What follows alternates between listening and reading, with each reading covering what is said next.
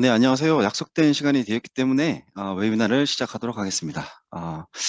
음, 자, 3D 익스프레스 플랫폼으로 알아보는 구조 해석 실무 난리니어 스태틱 애널리시스라는 주제를 가지고 한 1시간 동안 웨비나를 진행하게 된 저는 다소 시스템 코리아에서 근무하고 있는 이정대 기술 대표입니다. 오늘 귀한 시간 내주셔서 많은 분들이 정말 참가를 해주셨는데요. 좀 알찬 웨비나가 될 수 있도록 노력하겠습니다. 자, 오늘 제가 여러분들과 좀 나누고 싶은 컨텐츠를 6개로 정도로 구분했습니다. 첫 번째, 시뮬레이션과 디스크리트 매스메티컬 모델이 뭔지 좀 오버뷰 레벨로 한번 살펴볼 것이고요. 그 다음에 오늘의 실질적인 주제인 비선형 정적 해석에 대한 이해를 위한 몇 가지 아이템들을 살펴보겠습니다. 실질적인 해석을 위해서는 솔루션이 필요하죠. 그 어떠한 솔루션이 필요한지 확인하고 2개의 이그젠플 시뮬레이션을 돌려보고 그 결과를 살펴보겠습니다. 앞에서 우리가 다뤘던 이론적인 내용과 매칭을 해서 한번 바라볼 거고요. 그리고 우리가 구조 해석을 하고 나면 강도 평가에서 항상 살펴보게 되는 본미세스 스트레스의 의미가 무엇인지도 한번 짚어보면서 이번 웨비나를 마치도록 하겠습니다. 오늘의 주제는 비선형 정적 구조 해석입니다. 자, 이 제목 그대로 보면 난리니어 스태틱 애널리시스라고 용어로 이렇게 표현할 수 있는데 정적, 동적이 아닌 어떠한 정적 해석이고 선형이 아닌 비선형 해석입니다. 뭐 용어 자체는 뭐 비선형 정적 또는 정적 비선형이라고 해도 상관은 없습니다. 이 해석이 실질적인 우리 엔지니어링 영역에 굉장히 많이 사용되는데 그것에 대해서 알아보는 것입니다. 본격적으로 알아보기 전에 시뮬레이션의 목적에 대해서 좀 살펴보겠습니다. 뉴턴이라는 분이 운동 법칙을 개발하고 미분을 발견했죠. 그리고 그 후대에 많은 과학자들이 개발과 노력을 쏟아서 우리가 지금 살고 있는 현대에는 시뮬레이션, 우리가 생각하는 뭐 해석 같은 거를 할 수 있는 겁니다. 시뮬레이션의 목적은 미래를 예측하는 것이죠. 그렇다고 이제 미래를 그냥 함부로 예측을 하게 되면 그 무당이 되는 거니까 우리는 물리 법칙을 준수하면서 미래를 예측을 해야 될 것입니다. 약간 좀 한정적으로 구조 해석 측면에서 시뮬레이션을 정의해 보면 저는 이렇게 생각합니다. 시뮬레이션 기술을 통해서 우리가 제품을 개발하기 전에 구조적 성능을 미리 알아보고 대처하는 것이라고 생각할 수 있을 것 같습니다. 시뮬레이션은 여기 참여하신 대부분의 분들이 아시겠지만 유한요소법, Finite Element Method라는 기법을 통해서 구조물의 거동을 살피죠. 이것을 좀 어떻게 정의해야 되나 싶어서 이렇게 적어봤습니다. 어떠한 물리적 영역을 이산화된 유한계의 요소와 여기 있는 요소와 이 각각의 노드로 분할해서 주어진 문제를 해결하는 수치 해석 기법이라고 저는 이렇게 적었는데 사실 약간 무책임한 설명이죠. 유한요소법을 설명하기 위해서는 훨씬 더 깊이 있는 설명과 다른 도메인의 시뮬레이션과 어떤 다른 점을 좀 설명드려야 하지만 저희들은 실무자니까 실무자 입장에서 이 정도의 정의만 받아들이면 뭐 충분할 거라고 저는 생각합니다. 자, 구조해석 측면에서 궁극적으로 우리가 어떤 물체의 도메인을 요소와 노드로 나누지 않습니까? 우리의 목적은 이렇게 생각할 수 있습니다.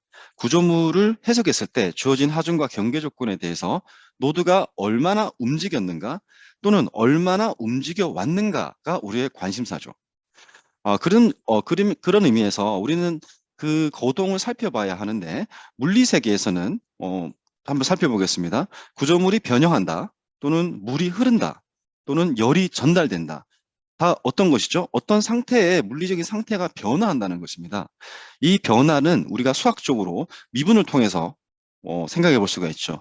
미분이라고 하는 것도 어떤 기울기라고 생각해 볼 수도 있는 것 같은데 그러한 경향성을 통해서 아주 가까운 미래에 경향을 파악할 수 있는 게 물리적인 시뮬레이션의 기본이라고 생각할 수 있습니다. 따라서 구조 해석이든 유동 해석이든 뭐 열 해석이든 전자기장 해석이든 시뮬레이션 모든 도메인은 어떠한 지배미분 방정식을 구축하게 되고 그것을 풀어서 우리는 솔루션을 얻게 되는 것입니다.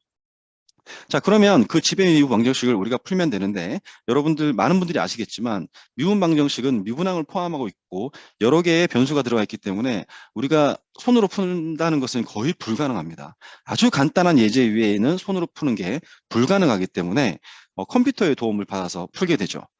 그런데 생각을 해보면 컴퓨터는 미분 방정식 자체를 입력을 하면 이해를 할 수가 없기 때문에 문제를 풀 수가 없습니다. 따라서 컴퓨터로 어떠한 물리적인 거를 시뮬레이션 할 때 그 지배 방정식은 모두 매트릭스나 벡터 또는 뭐 다양한 물리 형태로 컴퓨터가 이해할 수 있는 형태로 전달되게 됩니다. 구조 해석 역시 동일합니다. 구조물의 거동 관련된 미분 방정식은 좀 거칠게 이야기해서 이와 같이 표현이 되는데요.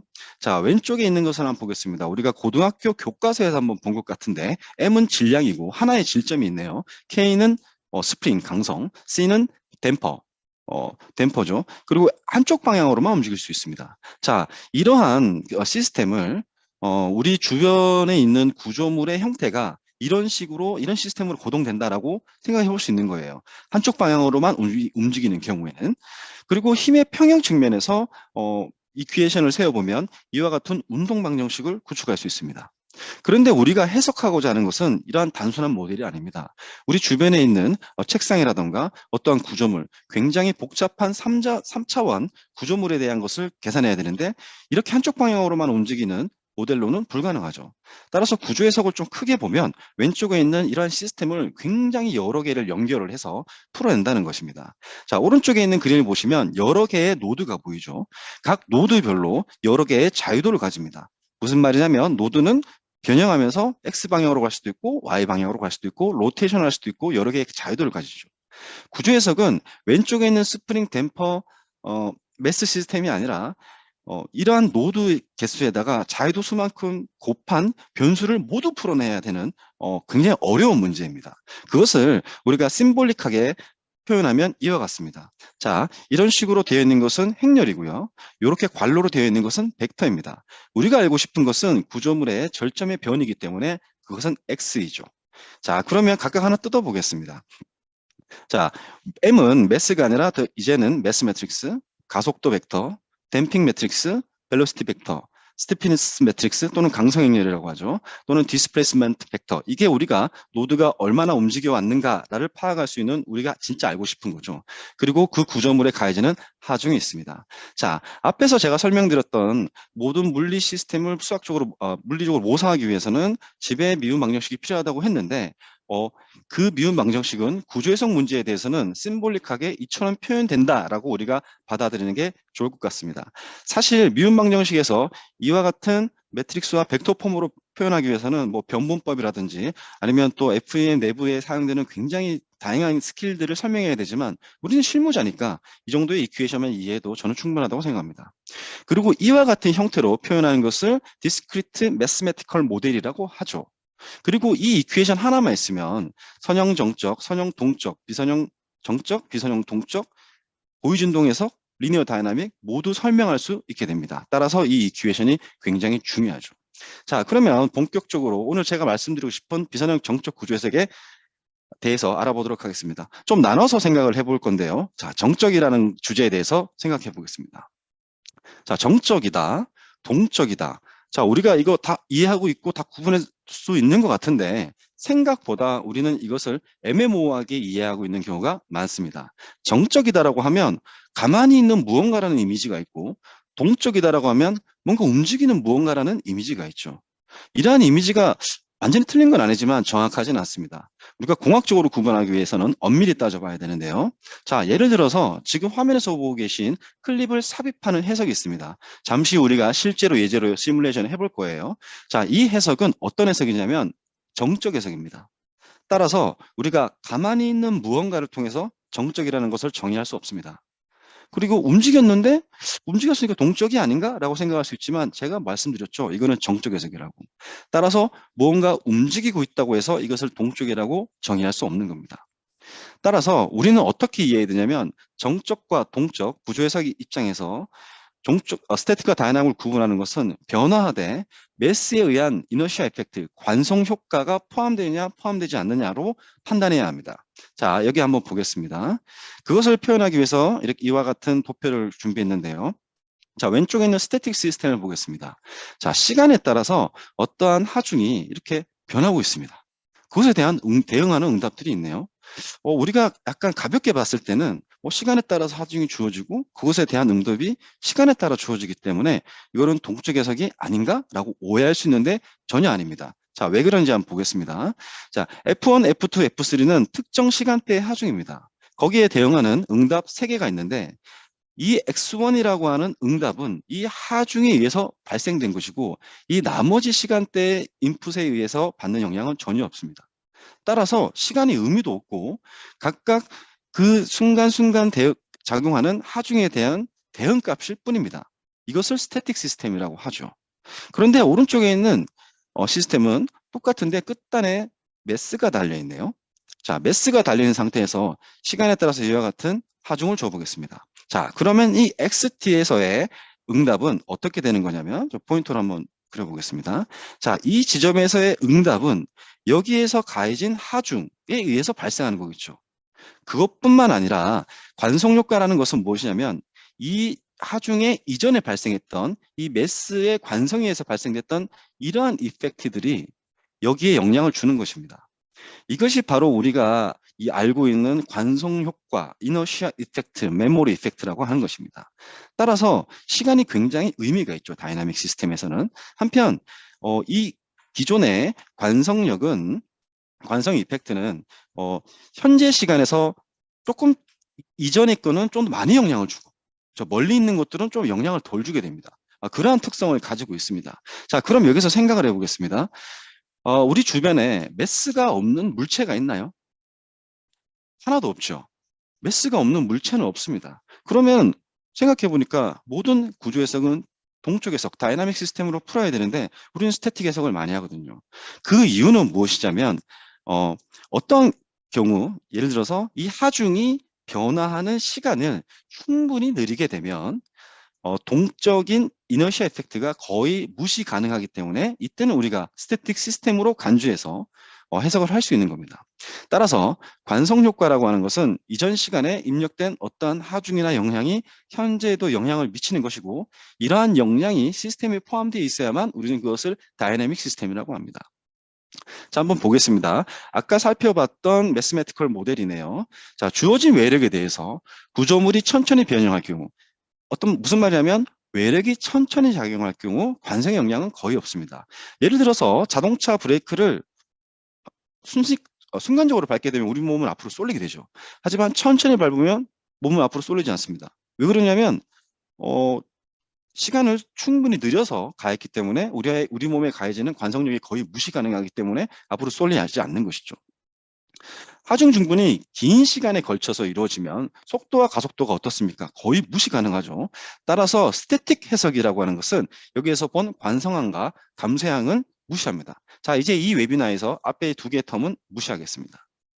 자, 그러면 왼쪽에 있는 이 정적 해석은 어떤 것을 푸는 것이냐? 내부적으로 심볼릭하게 보면 F는 KX라고 하는 이런 매트릭스와 벡터들로 구성된 이큐에이션을 풀어내는 문제로 귀결이 됩니다.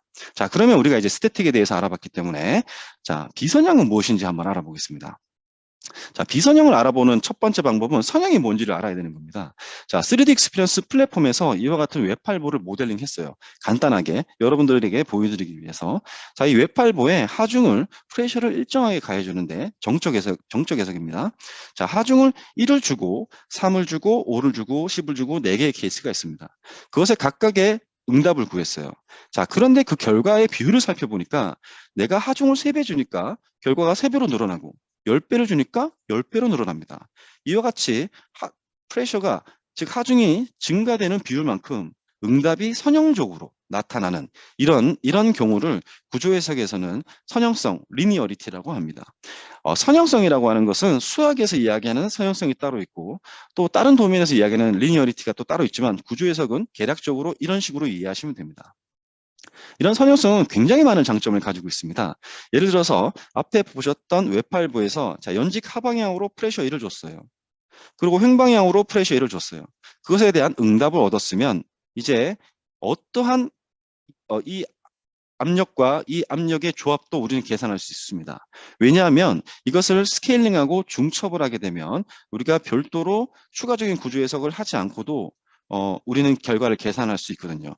이와 같은 선형성 때문에 선형 해석도 실무에서 굉장히 많이 활용되고 이와 같은 중첩성의 원리는 굉장히 많은 인더스트리에서 활용되고 있는 일반적인 기술이죠. 자, 그럼 비선형성은 무엇인가? 자, 재료 비선형, 경계조건 비선형, 기하적 비선형 한 번쯤 들어보였을 것 같습니다. 자, 비선형은 앞서 말씀드렸던 선형이 아닌 모든 경우입니다. 자, 그것을 구조 해석 측면에선 세 가지가 있는데요. 재료 비선형 첫 번째, 우리가 어떤 재료를 늘렸을 때 탄성 범위에 있지 않고 소성 범위에 있을 때 재료 비선형이라고 하죠. 경계 조건 비선형, 어떤 접촉이 발생해서 경계 조건이 바뀌는 경우, 또는 기하학적 비선형은 뭐냐면 변형이 커지니까 강성 행렬이 변하는 경우, 이러한 경우들이 입력에 대한 출력이 선형적으로 나오지 않게 하는 방해하는 요소들입니다. 결국에는 앞서 보셨던 이 이큐에이션에서 F는 내가 알고 있는 하중이고 X는 우리가 구해야 되는 거기 때문에 이와 같은 비선형성은 여기 앞에 있는 K 매트릭스를 변하게 하는 것이죠. 비선형 해석은 결국 비선형 정적 해석은 결국 이것이 변화할 때 이 평형식을 맞춰 나가는 문제인 것입니다. 정리하면 비선형성이라고 하는 것은 입력한 하중에 대한 결과가 선형적이지 않은 경우이고 여러분들께서 보고 계신 이 해석들은 모두 비선형 해석입니다. 자, 이퀴에이션으로 돌아가 볼게요. 한번 보겠습니다. 자, 비선형 정적 해석에서 하중은 어떻게 주는지 한번, 이거 되게 중요하거든요. 한번 살펴보겠습니다. 이 F 하중은 한꺼번에 주지 않습니다. 조금씩 늘려서 줍니다. 왜 그러냐면 비선형 해석이기 때문에 내가 최종적으로 가고자 하는 하중까지 도달하기 전에 응답이 선형적이지 않기 때문에 하중을 조금씩 줘가면서 그때의 결과를 모두 추적해서 패스 디펜던트하게 계산해야 되는 것이죠. 자, 그러면 아바쿠스나 플랫폼, 많은 시뮬레이션 툴에서는 정적 해석임에도 불구하고 하중을 어떻게 정의하냐면 시간에 따라서 하중을 줍니다. 제가 아까 말씀드리기를 정적 해석은 시간이 의미가 없다고 했는데 여기에서 타임은 뭘 의미하냐면 물리적 시간을 의미하는 것이 아니라 내가 주는 하중을 얼만큼 중분시킬 것인가 라고 하는 레퍼런스 값입니다. 자, 예를 들어서 하중은 선형 이렇게 주어졌어요. 이렇게 주어졌습니다. 빨간 점이 보이신지 모르겠는데 이렇게 주어졌습니다. 토탈 타임이 얘가 1초일 때 0.1세컨드까지 지나갔다. 해석이. 그것은 내가 주고자 하는 하중의 10%를 줬다는 의미입니다. 자, 이번에는 토탈 타임을 1초가 아니라 10초로 줬습니다. 그리고 1세컨드 때만큼 해석을 진행했다면 이 역시 마찬가지 10%의 하중을 가했다는 의미입니다. 결론적으로 정적 해석에서의 타임은 물리적 시간이 아니라 하중을 중분하기 위한 레퍼런스 값이다. 이렇게 이해하면 될 것 같습니다. 내가 만약에 1 파스칼이라고 하는 압력을 이렇게 가했다고 했을 때 해석적으로 1이 갑자기 훅 들어가는 게 아니라 0에서 0.1, 0.2, 0.3 이런 식으로 점진적으로 증가를 시키는 것입니다. 그때 어떤 현상이 발생하느냐? 구조물이 변형되면서 해석이 진행되면서 하중을 조금씩 늘려가면서 결과를 찾는 게 해석이 진행되는 과정이죠. 되면서 이 스티프니스 매트릭스 강성 행렬은 계속 변하게 됩니다. 자, 계속 변하게 되죠. 근데 그때 우리는 구하고자 하는 게 이것이죠.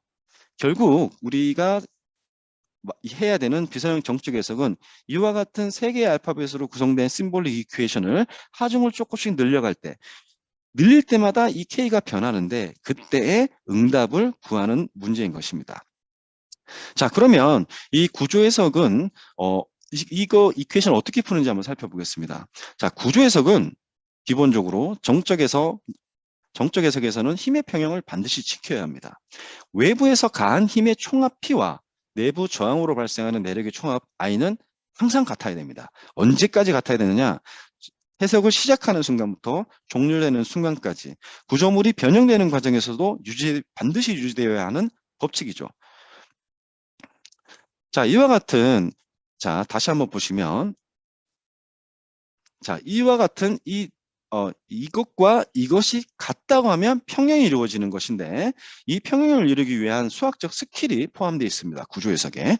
어떤 구조 해석이냐면 오차를 줄여가며 충분히 정확한 해를 찾을 때까지 반복 계산을 하는 여기서 예를 들어서 수치 해석 수업을 들으셨던 분들이라면 들어봤을 법한 뉴턴 랩선 메소드라는 수학적 기법을 활용합니다. 여기까지는 사람들이 많이 알고 있어요. 그게 어디에 쓰이냐면 여기에 쓰입니다. 자, 앞서 설명드렸던 것처럼 비선형 해석은 하중을 한꺼번에 줄 수가 없죠. 왜냐하면 선형 해석은 결과가 이렇게 직선으로 나올 텐데, 자, 직선으로 나올 텐데, 자, 이렇게 직선으로 나올 텐데 비선형 해석은 이렇게 나올 거기 때문에 이 모든 중간 과정을 다 파악을 해야 되지 않습니까? 그렇기 때문에 하중을 한꺼번에 다 주지 않고 조금씩 조금씩 늘렸습니다. 이렇게 하중을 조금씩 늘리는 것을 용어적으로 인크레먼트라고 합니다. 자, 인크레먼트라고 하는데, 자, 이 방정식은 평형을 맞출 때 구조물이 변형되면서 K 스티프니스 매트릭스가 변하기 때문에 이게 등식이 성립이 되질 않아요. 따라서 어떠한 행위를 하냐면 얘도 조금 바꿔보고 얘도 조금 바꿔서 왔다 갔다 계속 얘네들이 업데이트를 하면서 이것과 일치하도록 계속 반복 계산을 하게 됩니다. 그것을 뭐라 그러냐면 용어적으로 이터레이션이라고 하죠. 한번 바꿔보니까 안 맞네. 한 번 더 계산해보자. 이터레이션 2. 이런 것들이 우리가 해석에서 용어에 들어봤던 인크레먼트와 이터레이션의 의미입니다. 그래서 만약에 이런 세 번째 인크리먼트에서 뭐 힘의 평형을 맞췄어요. 이렇게 K와 X를 조금씩 바꿔가면서 이밸류에이션 해가면서 그때 F랑 딱 맞았을 때 우리는 그때 평형을 이루었다 하고 그때 해로 받아들입니다.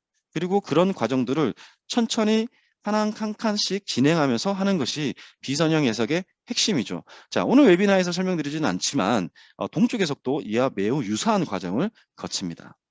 자, 다시 한번 이퀘이션에서 돌아가면 정리하면 이렇습니다. 자, 인크레먼트, 이 하중은 비선형 해석에서 절대로 한꺼번에 주면 안 됩니다. 조금씩 늘려갑니다. 이때 x와 k는 어떻게 되죠? 이터레이션을 해서 두 개의 값을 이밸류를 해가면서 조금씩 바꾸면서 f 값과 같아지려고 노력을 하죠. 그러면 내부적으로 그러한 계산을 하고 그것을 이터레이션이라고 합니다. 그런데 이터레이션 한 3번 하니까 평형이 딱 맞아요. 그럴 때 이 등식이 성립하겠죠. 이때 우리는 용어적으로 뭐라고 합니까? 수렴했다라고 하죠. 컨버전스, 수렴했다라고 표현을 하는 겁니다. 자, 지금 제가 주어진 시간 때문에 웨비나에 중간에 충분히 설명을 드리지 못한 내용들은 제가 잠시 후 소개해드릴 유튜브 채널에 이와 같은 컨텐츠가 있으니까 요거를 살펴보시면 뉴턴 랩슨 메서드가 뭔지, 수학적으로 뭔지, 그리고 실제 FM에는 어떻게 적용되는지 살펴볼 수 있으니까 지금 화면에 나와 있는 이 영상을 추후에 확인해 보시기 바랍니다. 자, 우리가 F는 KX라는 심볼릭한 매트릭스와 벡터로 구성된 이퀘이션을 풀어내는데 힘의 평형이 중요하다. 힘을 조금씩 늘려야 된다. 그런 얘기를 했었습니다. 자, 이제 우리가 이론적으로는 계략적으로 알게 되었습니다. 그럼 이제 해석을 해야 되는데 우리가 맨손으로 못을 박을 수 없듯이 수계산으로는 계산할 수 없죠. 다시 한번 리마인드 드리지만 우리가 풀어야 되는 것은 미분 방정식이죠. 자, 그것에 대한 솔루션으로서 저는 3D Experience Works Simulation Structural Rul에 대해서 설명드리도록 하겠습니다. 시뮬리아는 다소 시스템이 보유하고 있는 시뮬레이션 전문 브랜드입니다. 이 중에서 여기 아바쿠스가 보이네요. 아바쿠스는 전 세계에 있는 FM 솔루션 중에 가장 명성이 높고 결과도 정확한 걸로 알고 있는 포지션을 가지고 있는 하이엔드 솔루션이죠. 이 솔루션을 통해서 우리는 오늘 설명드리는 비선형 정적 해석뿐만 아니라 동적 해석, 뭐 컨택 해석, 접촉 해석, 무슨 유동과 비슷한 SPH 해석, 굉장히 다양한, 심지어 전자기장 해석까지 가능하거든요. 이렇게 강력한 솔루션을 플랫폼에 이식을 한 겁니다. 왜냐하면 여기서 다 설명드릴 수는 없지만 뭐 사용성이라든지 솔버 측면이라든지 뭐 가격적인 측면이라든지 이런 이유에서 플랫폼에 이식을 하게 되는 것이죠. 자, 그러면 플랫폼을 이해하실 수 있도록 설명하기 위해서 어떻게 할까 고민하다가 저는 이렇게 좀 생각을 해봤습니다. 자, 왼쪽에 스마트폰이 있고요. 오른쪽에 컴퓨터가 있습니다. 자, 스마트폰은 뭐로 운영체계가 운영되죠? 자, 아이폰은 iOS, 뭐 삼성 갤럭시면 안드로이드입니다. 그렇죠? 그러면 이 운영체계가 있어야 우리가 앱을 설치하고 뭔가를 할 수 있잖아요. 자, 컴퓨터가 있어요. 그러면 플랫폼에서 우리가 어떤 비즈니스를 위해서 액티비티를 하기 위해서 운영체계가 필요한데 그것이 바로 3D 익스피리언스 플랫폼 그 자체입니다. 자, 운영체계라고 생각을 해볼게요. 그러면 왼쪽에 있는 자, 앱을 설치하겠습니다. 이 앱을 통해서 음악도 듣고 인스타도 하고 페이스북도 하고 뭐 송금도 하고 이렇게 되는 것이죠. 그러면 3D 익스피리언스 플랫폼에도 앱이 있어야 되겠네요. 네, 앱이 있습니다. 자, 근데 그 앱을 모아둔 것들이 있는데 이런 것들이 있어요. 자, 예를 들어서 요만큼의 앱이 공통된 뭐 예를 들어서 송금, 뭐 환전, 뭐 이렇게 이런 것들이 있으면 금융이라고 묶을 수 있지 않습니까? 저희가 뭐 그런 것들이에요. 하나 볼까요? 스트럭처럴 메카닉스 엔지니어라는 구조 해석 롤을 통해서 해석을 하기 위해서는 다양한 앱들이 필요한데 이러한 앱들이 이런 식으로 그룹핑되어 있는 겁니다. 그러니까 우리가 플랫폼을 어렵게 생각할 필요가 없어요. 여러분들이 쓰고 있는 스마트폰과 거의 유사한 형태다라고 생각을 하시면 될 것 같습니다. 자, 그래서 이것들로 무엇을 할 수 있느냐? 선형 정적 해석, 그리고 뭐 열 해석, 또 여기 또 좀 살펴보겠습니다. 뭐 멀티 스텝 해석이라던가 아니면 러버와 같은 하이퍼 엘라스틱 이런 머테리얼, 그리고 다양한 비선형 정적 해석도 가능하고요. 뭐 당연히 동적 해석도 가능하죠. 극한 변형 및 충돌 뭐 이런 것들도 충분히 가능합니다. 실제로 3D 익스피리언스 플랫폼으로 제가 해석을 했거나 아니면은 해석한 예제들을 보여드리고 있는 것이죠. 자, 이뿐만 아니라 우리가 반복 하중에 대한 퍼티그 데미지, 듀어러빌리티 역시 수행을 할 수 있도록 롤 안에 다 구성되어 있습니다. 자, 그런 앱들의 모임이 롤이라고 했는데 이 롤은 등급에 따라서 기능이 다르죠. 저희 지금 웨비나 듣고 계시는 많은 그 청중들께서 솔리드웍스 시뮬레이션을 많이 활용하고 계신데 솔리드웍스 시뮬레이션도 스탠다드, 프로페셔널, 프리미엄으로 나눠져 있잖아요. 기능적으로. 마찬가지로 이러한 롤들도 기능에 따라서 사용할 수 있는 범위가 넓기 때문에 필요에 따라서 선택해서 활용하시면 됩니다. 자, 그리고 클라우드 컴퓨팅을 빼먹을 수 없습니다. 자, 클라우드 플랫폼은 내 데이터를 클라우드에 저장한다라는 밸류뿐만 아니라 예를 들어서 내가 이러한 자동차 충돌 해석을 한다 치면 그런데 사장님이 워크스테이션을 안 사줘요. 저는 노트북밖에 없는데 이런 해석을 해야 됩니다. 그런 경우에는 제 컴퓨터에서 계산을 할 수가 없겠죠. 그럴 경우에는 이 데이터를 클라우드에 보내서 클라우드에서 계산하게 하고 저는 그 결과를 불러와서 계산하는 것을 클라우드 컴퓨팅이라고 이해하시면 될 것 같습니다. 물론 워크스테이션이 구비되어 있거나 나는 내 PC에서 계산을 하고 싶어 라고 하면 전통적인 그런 계산 방식도 모두 지원됩니다. 자, 우리가 이론적으로도 계략적으로 살펴보았고 어떠한 도구가 있는지를 살펴봤기 때문에 이제 실제로 한번 해석을 해보도록 하겠습니다. 자, 지금 3D 익스피리언스 플랫폼에 진입하고 있는 화면입니다. 실제로 제가 활용하고 있는 플랫폼이고요. 이 영상은 오늘의 웨비나를 위해서 제작하였습니다. 자, 왼쪽에 있는 여러 가지 롤들이 있습니다. 롤 안에 들어가니까 여러 가지 앱들이 있네요. 이 롤은 우리가 구조 해석을 전문적으로 할 수 있는 롤인데 뭐 인터페이스가 이렇습니다. 잘은 모르겠지만 모델을 불러오게 되면 해석에 필요한 기능들이 상황별로 나타나게 될 것 같습니다. 자, 우리는 솔리드웍스를 주로 사용하는 사람들이니까 솔리드웍스를 한번 사용해 보겠습니다. 솔리드웍스 아이콘을 실행하지 않고 플랫폼 내에서 바로 실행했습니다. 자, 이 솔리드웍스는 여러분들이 지금 사용하고 계신 솔리드웍스를 플랫폼 내에서 바로 호출을 한 겁니다. 바로 호출을 하게 되면 어떤 장점이 있냐면 오른쪽에 이러한 파란 창이 뜨게 되는데 나의 솔리드웍스와 우리 회사의 플랫폼이 연결되었다는 의미죠. 그러면 내가 평소 정형 업무처럼 모델링을 하고 해석을 할 수도 있을 뿐만 아니라 이 데이터를 클라우드에 옮겨서 다양한 협업이라던가 어드밴스드 시뮬레이션을 충분히 할 수 있다는 것입니다. 간단한 해석을 위해서 이와 같은 임의의 파트를 생성했습니다. 자, 이렇게 뽑아내고 이렇게 수정을 하고 있네요. 자, 오른쪽에 보시면 이렇게 디스크 모양이 있는데 노란색으로 되어 있네요. 이것은 무슨 말이냐면 지금 현재 내 컴퓨터에서 작업은 되고 있지만 아직 플랫폼에 저장되어 있지 않은 상태야라고 저한테 알려주고 있는 것입니다.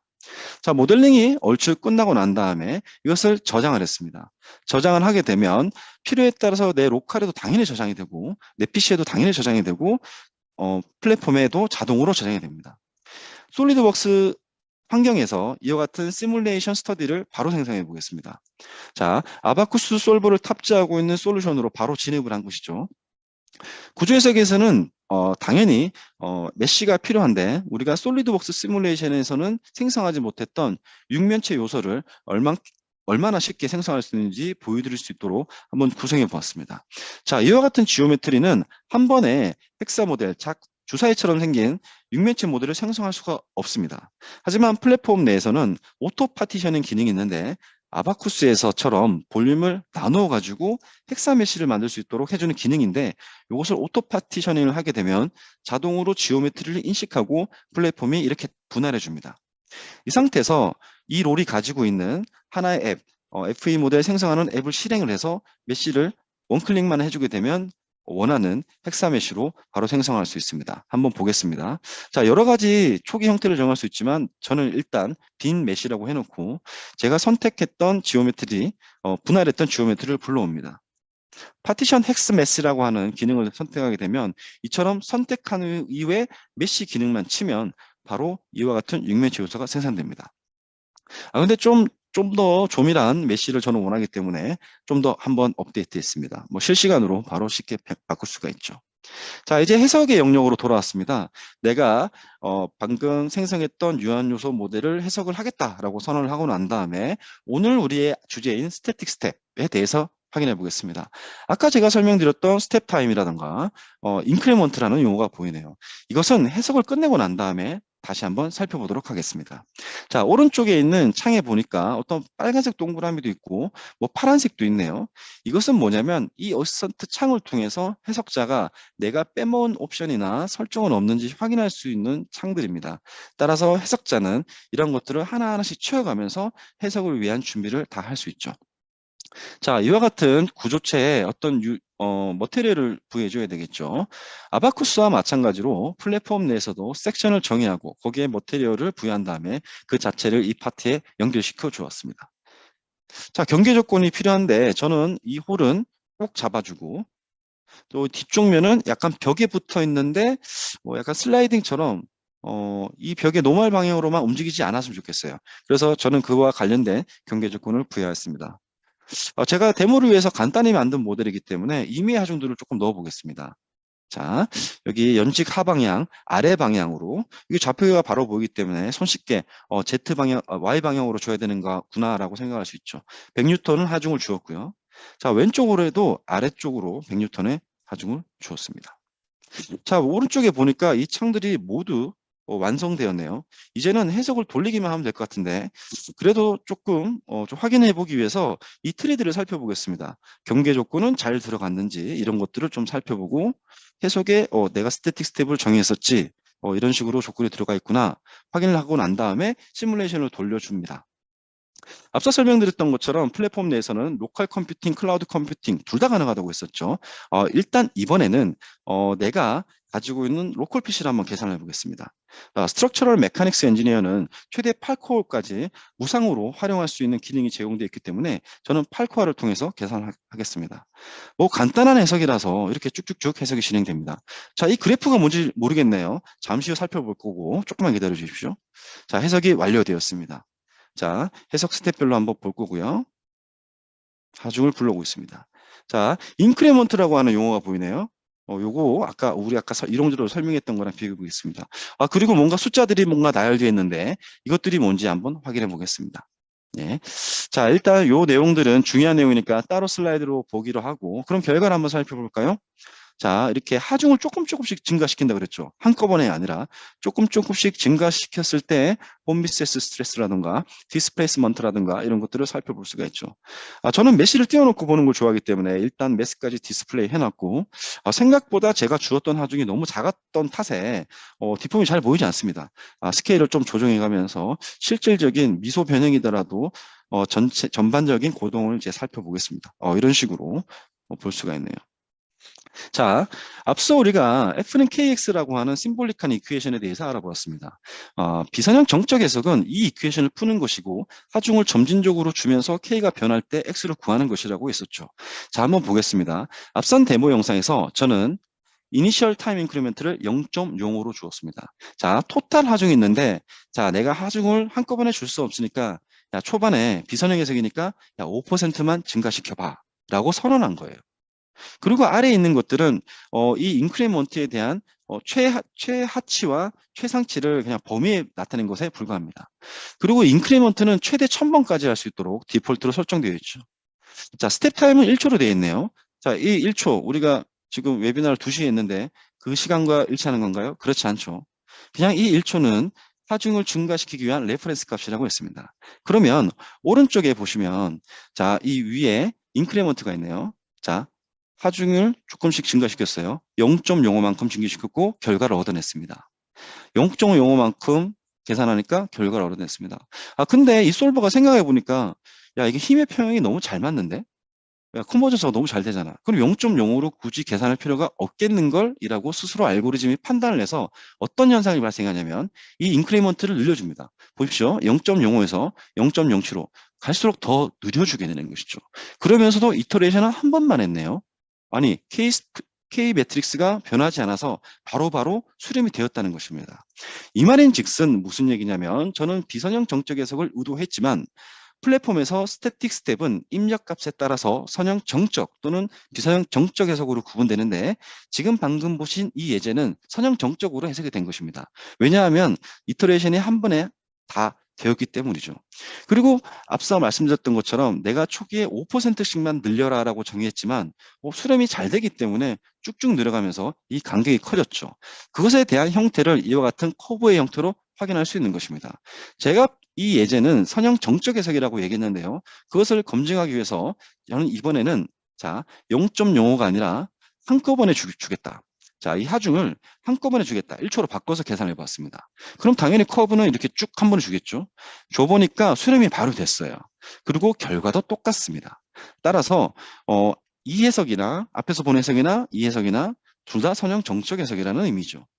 다시 한번 강조드리지만 플랫폼에서 스태틱 스텝은 입력값에 따라서 선형 해석일 수도 있고 비선형 해석일 수도 있다라는 점 기억해 주시기 바랍니다. 자, 그러면 이제 진짜 비선형 해석이 좀 해봐야 되겠죠. 아까 전에는 솔리드웍스 모델을 활용했으니까 이번에는 플랫폼에 제 동료가 모델링해놓은 모델을 활용해 보겠습니다. 자, 롤에서 특정한 앱을 실행해서 시뮬레이션 스터디 이름을 정해줍니다. 자, 플랫폼 내에서는 오브젝트라는 이름을 쓰기도 하죠. 시뮬레이션 오브젝트를 만들어주고 일단 메시는 빈 상태입니다. 자, 우리가 채워야 될 항목들이 오른쪽에 빨간색으로 표시되어 있네요.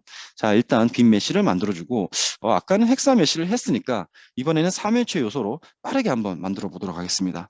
아까 파트가 두 개였었죠. 버클과 클립이 두 개 있었는데 자, 버클과 클립에 대해서 이 두 개의 파트를 해석에 포함시키겠다라고 저는 선언했습니다. 그리고 간단히 한두 번 클릭으로 3일체 요소를 생성했습니다.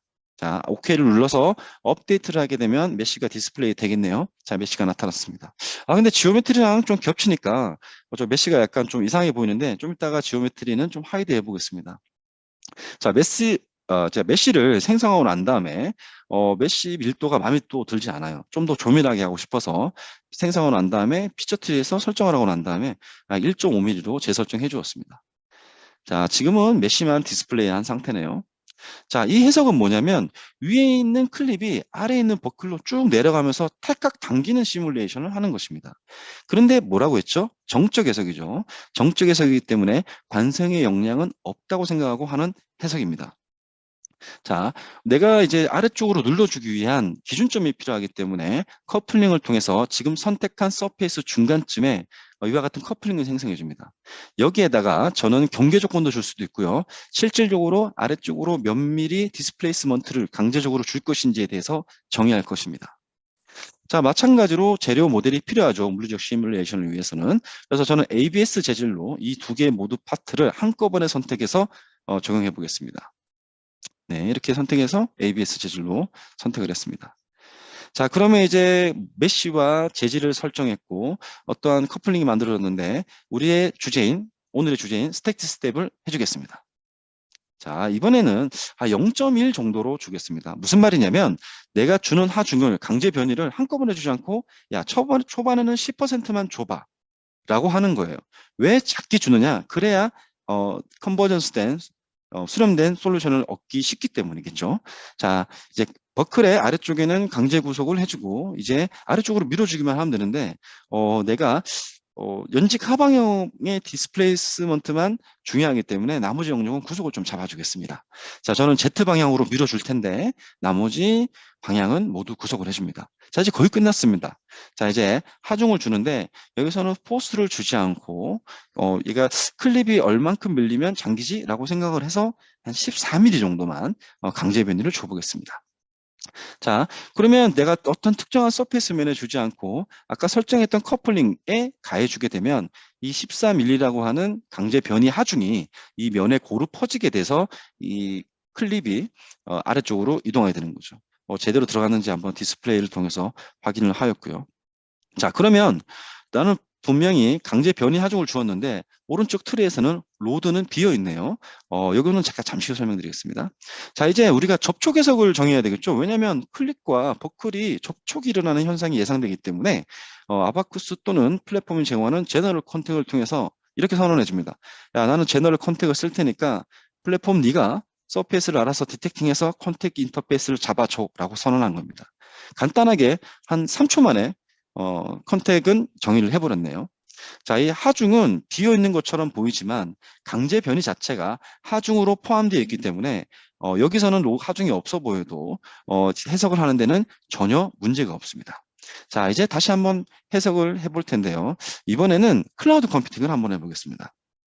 자, 저희 플랫폼에서는 클라우드 컴퓨팅은 최대 맥시멈 144코어까지 가능한데요. 일단 저는 8코어 정도만 해보겠습니다. 자, 로케이션을 나는 클라우드에서 돌릴래 라고 선언하고 난 다음에 한 8코어 정도 간단한 해석이니까 한번 해보겠습니다. 이렇게 해서 서브밋을 하게 되면 이 해석 데이터가 클라우드로 넘어가서 클라우드에 있는 장비가 이와 같은 비선형 해석을 하고 그 결과를 저한테 알려주게 됩니다. 자, 이번에 케이스 같은 경우에는 숫자들이 조금 더 좀 해석하기 어렵게 난해하게 분포되어 있네요. 그리고 이 커브 형태도 좀 이상하게 나오고 이게 어떤 의미인지 잠시 후 별도의 슬라이드를 통해 살펴보겠습니다. 자, 이쪽 부분에 제가 지금 표시하고 있는 눌렀던 부분은 힘의 평형을 찾기에 좀 플랫폼이 상대적으로 좀 힘들어했던 구간을 나타내는 것인데 좀 이따 살펴보도록 하겠습니다. 자, 일단 클릭과 버클이 어떻게 인터랙션 되는지 확인해 보기 위해서 컷 뷰를 통해서 일단 본미세스 스트레스를 한번 살펴보겠습니다. 본미세스 스트레스가 시간이 지남에 따라 하중 중분에 따라 이런 식으로 변화되는군이라고 확인할 수가 있네요. 마찬가지로 저는 메쉬를 띄워놓고 보는 걸 좋아하니까 메쉬를 플러드해 보겠습니다. 지금 해석은 비선형 정적 해석이자 컨택 해석이죠. 그러면 컨택의 해석의 목적이 무엇입니까? 컨택 인근에 발생하는 압력과 그 인근의 스트레스를 파악하는 것이죠. 따라서 아까 해석과는 다르게 이번에는 이 인터액션 되는 부분에 프레셔가 어떻게 되는지 한번 살펴보겠습니다. 자, 아래에 있는 버클을 너는 좀 보이지 마 이렇게 선언을 하고 이렇게 프레셔를 확인해 볼 수 있죠. 자, 지금 우리는 비선형 정적 해석을 했는데 자, 이 경우는 어떤지 한번 살펴보겠습니다. 앞선 경우에는 하중이 너무 미미했기 때문에 선형 정적 해석으로 처리되었습니다. 그런데 자, F 하중은 비선형 해석에서 어떻게 준다고 했죠? 조금씩 눌려준다고 했죠. 조금씩 눌려줍니다. 자, 0.1이니까 10%, 10%씩 늘려가는데 갑자기 플랫폼이 0.15로 또 더 늘려줍니다. 수렴이 잘 되나 보네요. 그래서 쭉쭉 이렇게 넘어가다가 갑자기 어느 특정 부분에서 이건 뭐 아닌데? 이러면서 인크리먼트, 하중의 중분량을 확 줄여버립니다. 왜 그러냐면 이때부터는 접촉이 발생해서 힘의 평형 방정식을 맞추기가 쉽지 않기 때문에 좀 더 정확한 수렴회를 찾기 위해서 이 인크리먼트를 솔버가 자동적으로 줄여주기 때문이죠. 이러한 기능을 플랫폼은 가지고 있습니다. 그래서 어떻습니까? 이 부분은 수렴이 잘 안 되니까 수렴이 잘 안 됐다가 겨우겨우 여러 번 이터레이션을 해서 평형점을 찾고 난 다음에 안정화된 이후에 해석이 마무리가 되었습니다. 자, 여기 보시면 이터레이션 여기 보면 이퀄리브리움이 평형 이터레이션이 있고 디스컨티뉴이티 이터레이션이 있는데 이 부분은 힘의 전체적인 평형을 맞추기 위한 거고 이 부분에 있는 따라 나와 있는 것들은 뭐냐면 접촉 인근에서의 평형을 찾기 위한 이터레이션 횟수입니다. 자, 이 숫자를 보면 5라는 숫자가 보이는데 내가 5번째 인크리먼트 하중을 이렇게 늘리다가 요만큼 비율로 늘렸을 때, 이 평형을 맞추기 위해서 접촉 부근에서 5번의 이 K와 X가 업데이트 되었다라는 뜻으로 이해를 하시면 됩니다. 우리가 해석을 하면서 이와 같은 데이터를 보았지만 그냥 막연히 뭘까라고 생각하고 넘어가셨던 분들은 이 내용들을 이해하시면 비선형 정적 해석을 이해하시는데 도움이 많이 될 것입니다. 자, 우리가 전반적으로 해석적으로도 좀 알아보았고, 그리고 이론적으로도 뭐 아주 자세하지는 않지만 전반적으로 살펴보았습니다. 그런데 앞서 보았던 결과 중에 본미세스 스트레스라는 게 나왔는데, 이게 뭔지 좀 한 번 더 살펴보고 마무리해 보도록 하겠습니다. 자, 우리가 스트레스 스트레인 커브 알고 계시죠? 이와 같은 인장 시편이 있고 힘을 들이면 쭉 늘어나죠. 이것을 스트레스 스트레인 커브로 그릴 수 있습니다. 자, 그러면 이렇게 느리다 보면 이런 구간이 나타나게 되죠. 내가 느리는 것과 발생하는 응력이 아주 선형적으로 발생합니다. 이 기울기를 뭐라고 하죠? 여러분들 알고 계실 겁니다. 엘라스틱 모듈러스, 영스 모듈러스, 우리말로는 탄성계수라고 하죠. 이 영역을 벗어나서 더 느리게 되면 다시는 원래의 상태로 돌아오지 않는 점이 있습니다. 그게 바로 항복점, 일드 포인트고 우리는 일드 스트레스라고 하죠. 그리고 강도적인 측면에선 일드 스트렝스라고도 합니다. 자, 그러면 좀 더 느려볼까요? 좀 더 느리면 이 시편이 견딜 수 있는 최대 응력치까지 갔다가 쭉쭉 네킹이라는 현상이 발생해서 뚝 끊어져 버리죠. 얘가 견딜 수 있는 최대 응력을 극한 인장 강도라고 하고 이와 같이 파단되는 지점의 강도를 프랙처 랭스라고 하죠. 그리고 이와 같은 것을 일라스틱 스트레인, 플라스틱 스트레인, 토탈 스트레인입니다. 우리가 재료학 시간에 배우는 매우 기본적인 내용입니다. 자, 그러면 이 데이터를 알고 있고 내가 구조 해석을 했는데 250메가파스칼이라고 하는 결과가 있습니다. 그러면 엔지니어는 이렇게 판단을 하고 싶습니다. 해석을 해보니까 최대 발생 응력이 250메가파스칼이군. 그런데 인장 테스트 결과를 보니까 재료의 항비 공력이 200메가파스칼이네. 그러니까 넘어버렸죠. 그럼 넘었다는 거는 여기 어딘가 있다는 건데 그럼 소속 영역으로 가서 이 구조물이 영구적인 데미지를 받는다는 것을 의미하죠. 이렇게 페일리어를 판단할 수 있는 겁니다. 그런데 생각을 해보면 이 인장 테스트는 한쪽 방향으로만 움직이기 때문에 숫자로 표현되는 스칼라 값입니다. 하지만 우리가 실질적으로 구조 해석을 하는 3차원 물체는 이와 같은 인장 시편 테스트에서 얻은 스트레스와는 형태가 다르죠. 엄밀히 따지면 9개의 컴포넌트로 구성되어 있는 스트레스 텐서로 나타나게 되어 있습니다. 따라서 무슨 얘기냐면 직접적으로 비교를 할 수가 없는 겁니다. 원래 구조 해석을 하면 응력은 이런 형태로 나타나야 되는 거거든요. 모든 지점에 대해서. 직접적으로 비교를 할 수 없기 때문에 또 다른 스트레스의 개념이 필요한 것이죠. 자, 한편 요 우측에 있는 응력 텐서에 대한 컨셉에 대한 또 다른 영상이 있기 때문에 살펴보시면 좋을 것 같습니다. 여기 나와 있으니까 한번 살펴보시고요. 그래서 이제 엔지니어나 과학자나 수학자들이 이게 이래서 안 된다. 우리가 실험 결과가 있는데 그 해석 결과랑 비교할 수가 없기 때문에 단순 인장 실험에서의 응력과 비교할 수 있는 응력의 개념을 고안해보자라고 이제 머리를 맞대기 시작합니다. 즉 3차원 능력 상태를 1차원 인정 실험과 비교할 수 있도록 텐서가 아닌 스칼라 형태로 바라봐야 된다라는 의견을 모은 것이죠. 그 가운데서 본미세스라는 사람이 이러한 주장을 했습니다. 연성 재료의 항복은 3차원에서의 최대 전단 변형 에너지가 단축 인장 테스트에서의 최대 전단 변형 에너지와 같아질 때 발생한다라고 주장을 했고 수식을 만들었고 실험을 통해서 그것이 합당함을 증명하였습니다. 그래서 결국에는 이 식이 어떻게 유도되는지는 전혀 알 필요 없습니다. 지금 오늘 이번 웨비나에서는. 자, 이 시그마 1, 2, 3는 주응력이고요. 시그마 1, 1, 2, 2는 스트레스 텐서예요. 자, 구조 해석을 하면 텐서 형태가 나올 것이고 그것을 주응력으로 뽑을 수 있는데 결국에는 이와 같이 3차원의 텐서의 형태로 나타난 것들을 오른쪽에 있는 단축 테스트에서 얻은 일드 스트레스, 항복 스트레스와 비교할 수 있도록 양쪽 다 스칼라 형태로 만들어 버렸다는 것입니다. 그것이 바로 이처럼 3차원 응력 상태를 가공해서 어떠한 응력을 뽑아내고 단축 인장 테스트의 일드 테스트와 비교할 수 있도록 하는 것을 본미세스 크라이테리아, 본미세스 페일리어 크라이테리언 또는 맥시멈 디스토션 크라이테리언이라고 합니다. 그런데 우리가 아주 익숙한 용어가 여기서 나타납니다. 여기서 왼쪽에 있는 항을 뭐라 그러냐면 본미세스 스트레스라고 하는 거예요. 원래는 응력은 텐서인데 이게 하나의 숫자로 나타낼 수 있는 형태로 만들어진 겁니다. 그리고 일드 스트레스와 거의 등가의 영역으로 취급해서 치기 때문에 또는 이퀴벌런트 스트레스라고도 부릅니다. 자, 우리가 맨날 써왔던 본미세스 스트레스의 의미는 이런 것입니다. 3차 응력 텐서를 비교할 수 없기 때문에 스칼라 형태로 비교한다. 그러기 위해서 본미세스가 주장했던 맥시멈 디스토션 에너지를 통해서 평가한다. 이런 것들에 대해서 우리가 알게 되면 구조 해석을 바라볼 때 훨씬 풍성하게 좀 불안함 없이 바라볼 수 있는 것이죠. 자, 이를 통해서 본미세스 스트레스를 보기 때문에 여기에서는 있는 응력과 이 응력을 바로 비교할 수 있기 때문에 일드 포인트가 넘어가면 이거는 소속 영역으로 넘어가겠네 라고 판단할 수 있는 겁니다. 자, 우리의 예제로 돌아가서 아까 비선형 정적 해석에 대한 컨텐츠는 다루었고 스트레스를 볼 때 이렇게 봐야 합니다. 나는 3차원 모델에 대해서 비선형 해석을 했는데 계산의 결과인 응력 텐서를 내가 가지고 있는 특정 재료의 단축 인장 테스트 결과와 비교할 수 있도록 플랫폼 롤이 스칼라 형태로 변환하여 나에게 보여주고 있구나 라고 인식하고 결과를 보게 되면 우리가 응력 결과를 볼 때 굉장히 자신감 있게 쳐다볼 수 있을 거라 생각합니다.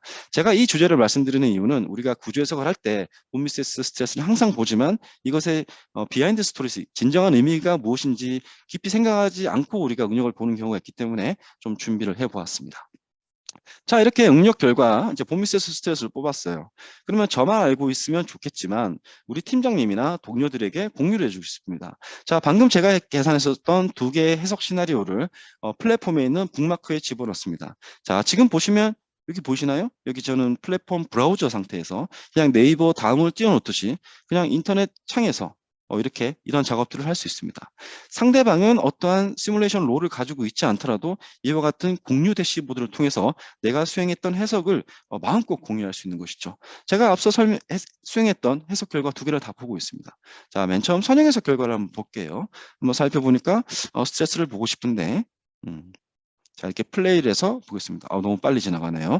자, 그러면 클립을 한번 보겠습니다. 클립을 한번 보면 지금은 디스플레이스먼트가 나타나 있는데 이렇게 응력 결과를 확인해 볼 수 있습니다. 어디서? 플랫폼, 브라우저 상태에서 우리가 결과를 공유할 수 있는 겁니다. 이와 같은 대시보드에 우리 동료를 초대해서 보게 된다면 손쉽게 결과를 공유할 수 있겠죠. 플랫폼은 기본적으로 PLM 사상을 포함하고 있기 때문에 내가 해석을 했다고 하면 내가 해석한 지오메트리와 메쉬와 시나리오와 그리고 모든 결과들이 한 번에 엮어서 트리 형태로도 확인을 할 수가 있죠. 지금 약 50분 동안 저희들은 비선형 정적 구조 해석에 대해서 알아보았습니다. 한편 이 비선형 정적 해석은 어디에 포함되어 있는 거죠? 네, 여기 스태틱스 2에 포함되어 있는 거죠. 지금 여러분 보시면 어떻습니까? 플랫폼 내에서 여러분들이 수행할 수 있는 스텝들이 이렇게나 많습니다. 이렇게나 많은 것들을 플랫폼에서 여러분들이 실제 업무에 활용할 수 있는 것이고 오늘은 정말 많은 것을 전달한 것 같지만 스태틱 스텝 하나만을 전달한 겁니다. 만약 이런 것들을 더 알고 싶으시다면 우리 솔리드웍스 공식 파트너사에 문의를 하시면 거기에 계신 엔지니어 분이나 아니면 또 제가 또 이렇게 또 추후에 또 설명드릴 수 있는 기회를 가질 수 있을 거라 생각합니다. 솔리드웍스 시뮬레이션, 아바쿠스 그리고 아바쿠스 기반의 3D 익스피리언스 웍스 스트럭처럴 롤 오늘 소개했었죠. 이런 것들을 제너럴 FEM 솔루션들이라고 합니다. 이런 것들을 통해서 굉장히 많은 고객들이 엔지니어링 업무를 하시고 구조물을 보강하거나 최적 형태를 뽑아내시기도 하죠. 오늘 이론적인 내용도 살짝 다뤘는데 약간 부족하다 싶으시다가 생각이 들면 솔리드웍스 코리아에 보면 시뮬레이션 에스프레소라고 하는 채널이 있습니다. 재생 목록이 있는데 한글로 시뮬레이션 에스프레소라고 치시면 이와 같은 영상들이 나오는데요. 여기에 있는 내용들을 축약하여 오늘 이론적 내용을 제가 설명드렸던 것입니다. 만약에 그런 것들에 대한 약간 궁금증이 더 있으시다면 각각의 영상을 조금 살펴보시면 큰 도움이 되실 거라고 생각을 합니다. 오늘 알아본 것들에 대해서 랩업을 한번 해보겠습니다. 자, 시뮬레이션과 디스크리트 매스매티컬 모델. 미분 방정식은 굉장히 복잡하지만 이처럼 우리가 과감하게 이와 같은 매트릭스와 벡터의 폼으로 이러한 지혜 방정식을 뽑을 수 있다. 구조 해석 문제에 대해서 뽑을 수 있다고 말씀드렸고 스태틱과 다이나믹은 이너시아 에펙트를 포함하지 않느냐에 대한 여부라고 말씀드렸죠. 비선형은 재료 비선형, 경계 조건 비선형, 기하학적 비선형 세 가지 형태가 있다고 말씀드렸고 정적 해석에서는 얘네들 날아가고 K가 변하게 하는 인자라고 말씀드렸습니다. 시뮬레이션에 필요한 도구로서 3D 익스피리언스 웍스 구조 해석 롤에 대해서 설명드렸고 이그젠플 시뮬레이션으로서 플랫폼이 제공하는 스태틱 스텝을 활용했는데 하나는 리니어 스태틱의 결과로 나타났고 하나는 난리니어 스태틱 결과로 나타났습니다. 그리고 우리가 항상 보는 봄미세스 스트레스의 의미가 무엇인지에 대해서도 한번 생각해 보았습니다.